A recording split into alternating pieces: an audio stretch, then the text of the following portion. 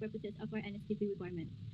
Yep. Good day, Miss Ria. I'm Arabella Kajogan, and I'm here today together with my roommates, Prisha Handayan and Lauren Kirimit. We are students from the College of Tourism and Hospitality Management, and we are grateful for the opportunity to interview today for our NSTP. Through this conversation, we hope to learn from your experiences as a Tomasian graduate and understand how your journey has shaped you both personally and professionally. We also hope to gain insights into how you continue to live out the values of competence, compassion, and commitment in your work and daily life. Now, let's begin with the interview proper. We start with Lauren, who will be asking the first question. Okay.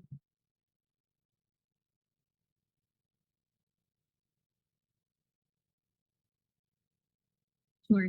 So again, hello, good afternoon, everyone. So my name is Ria Camille Cruz. You can just call me Ria. I graduated in March 2005 from the Faculty of Arts and Letters with a degree in Communication Arts. Right now, I am working with Shopee Philippines as a trainee in quality lead. Ah, bakit may pa-age reveal bigla? Or you can just calculate what my age is based on when I graduated. Okay. Okay. That's very conservative. Pero thank you. Sige. So hello po, Ms. Rhea. Hello. We all know UST leaves a mark on our hearts from the early morning classes to the unforgettable campus experiences. Which part of your UST journey stayed with you the most, and how has it shaped your decisions in life? I think it's the faith-based character formation. Kasi being a Catholic university, you can really expect that in all aspects of your student life, the values are always reinforced. Na every step of the way, di ba, you're reminded and you're guided that, you know, all your actions have to be based on the values of the Tomasian community. So I think all those experiences led me to where I am now, what my beliefs and practices are right now, both in my work life and in my personal decisions. So I think I'm grateful to my experience as a Tomasian kasi iba talaga yung naging formation ng character because it's heavily based on faith. And I think you'll all agree kasi, di ba, being a Catholic university, hindi po pwede na we're not anchored on religion, the values of St. Thomas, right? So, yeah. Ayan, that's a beautiful takeaway po. So, Ara naman po. Now, Tomasians are known for competence in action. Could you share a moment when something you learned, whether a skill, mindset, or value, truly made a difference in someone's life? Does it have to be a very specific scenario or can it be general naman? In general. Okay. So I mentioned earlier that I got a degree in communication arts. So when you take this course, people will naturally expect that you'll either end up in marketing, advertising, broadcasting, right?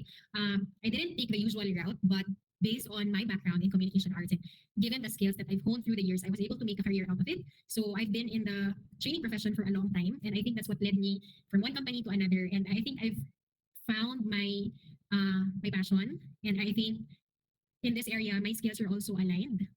And where I am now is pretty much heavily influenced by the skills that I've gathered and learned and developed in my college years in UST.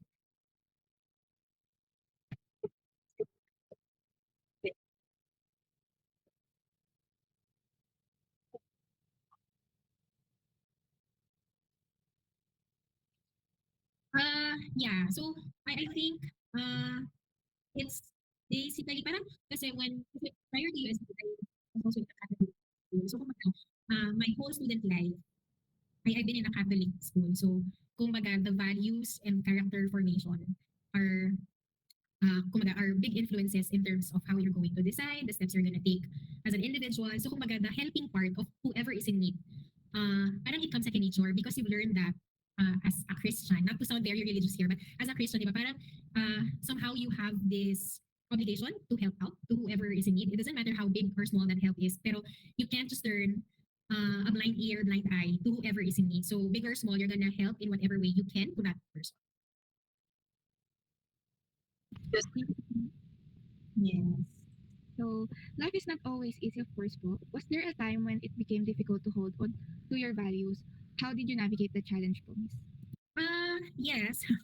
Very much kasi syempre, especially when you see that there are other people, for example, whom you feel are very much ahead of you. Sometimes you wonder, am I still in the right path? Parang, should I really take this path? Or should I want to be ahead of the game? Pero kumaga that direction will somehow make you forget the values that you've lived with all along, right? So may mga points in your life that you will somehow parang think can I just take the easy route para wala nang hirap, di ba? I mean, I'm pretty sure that meron din kayong mga ganong scenarios even at this point in life. You don't need to be an adult para ma-realize nyo na, o nga no, pwede naman, for example, parang I can cheat my way out of this project or this assessment, pero you know it's not right, di ba?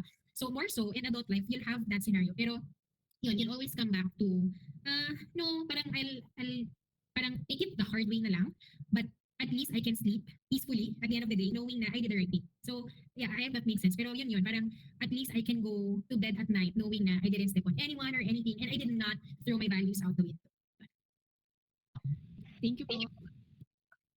Yun, so since service is a form of love, can you recall a moment when you went out of your way to help people who had fewer resources or opportunities?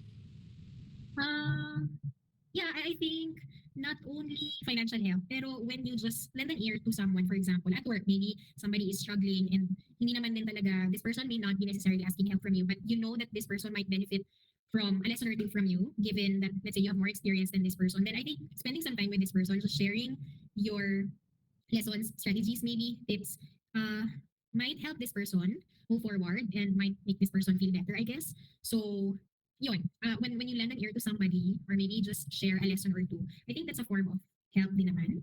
And sometimes nga, parang they come and tell you na, "Uy, I tried what you recommended last time and it worked." So, ayun, parang it makes you realize na yung few minutes spent with that person was valuable pa.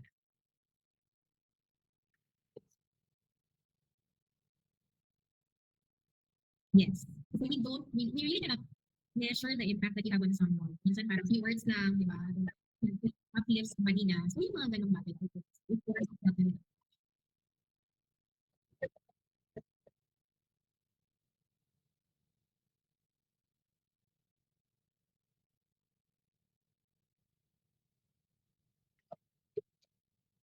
Ah, maybe at work na lang kasi yung community at home, medyo hindi ako ganun ka-involved kasi I spend most of my time practically in the office kasi syempre, di ba, 5 days in the office, 2 days lang sa bahay. So kumbaga, I don't know much around the people in the neighborhood, for example. But at least at work, we try to join groups or sometimes initiatives that we feel are strongly aligned with our personal, kumbaga, interest din, or if you feel that it will be of benefit to others. So yun, kumbaga sometimes we do volunteer activities, ganyan, or parang we lend our expertise to them so that we can help them out.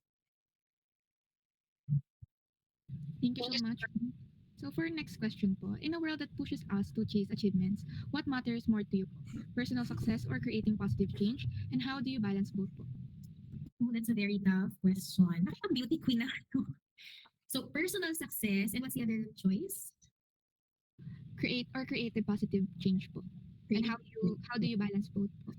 Mm, I think I'm not sure if I really have to choose only one option kasi I feel that there may be perfect times in your life when those two can be addressed at the same time. So kung you don't need to choose between what your personal measure of success is or positive change kasi if they align naman and the objective is the same, for example, I think pwede mo siyang ma-achieve at the same time. Pero I think personally, it's a very difficult question, honestly. I think for the most part, it would be creating a positive change or making a positive impact. Kasi if, for example, going back to the narrative that I shared earlier, if you help someone and then this person comes back to you later and tells you na, I succeeded, I tried this, it worked, it's effective, I'm gonna apply it moving forward, I'm gonna adapt that next time, diba? Parang in a way, it's also a personal success. Kasi you know na because of that help that you extended to someone, meron kang natulungan. And internally, that tells you na, diba, that can be also a measure of success for you. So, yeah, but yeah, for the most part, I think it's making a positive change. Kasi seeing someone succeed because of your help, I think nothing spells success more than that. So, yeah, I think it's making a positive impact. Thank you for the answer. And for the last question po, many young Tomasians look up to alumni like you. What message or advice would you share with them about living with meaning, joy, and impact? I think you really just, anong year na pala kayo, sorry? Second year? First First year year po. po. Oh, freshman. Okay. And so far, you've been enjoying the Tomasian life so far. Yes, okay. Okay. So I think generally my message is just enjoy every bit of your journey. The good, the bad, everything in between.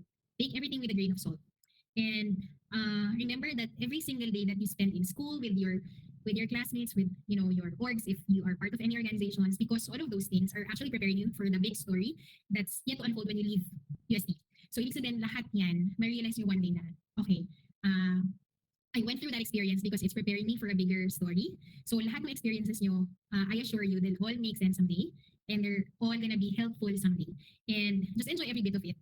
Wala naman kasing madali and all those difficulties and challenges. Lahat yan, tatawanan nyo lang yan someday kasi parang that's nothing naman pala eh. Parang kumbaga lahat yan, you just have to be grateful for kasi it's all preparing you for the bigger world out there. So rest assured naman na your student life in USD will not only equip you with the skills, the character, but it will also help you thrive, not just survive the bigger world out there.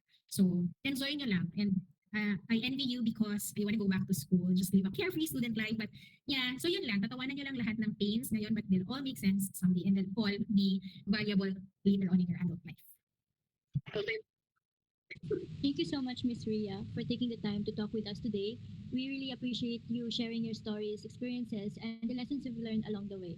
Hearing about your journey showed us that being a Tomasian isn't just about achievements. It's about choosing to live with purpose, compassion, and genuine service to others. Your insights were truly inspiring, and they provided us with a deeper understanding of what it truly means to embody the values of competence, commitment, and compassion in real life, not just in school. We're grateful for the advice and wisdom you shared, and will definitely carry these lessons with us as we continue with our own paths. Thank you again, Ms. Ria, for your time and kindness. This officially concludes our interview. Thank you too, guys. And yeah, thank you for spending 30 minutes of your life with me. And see you soon. Thank you. Okay.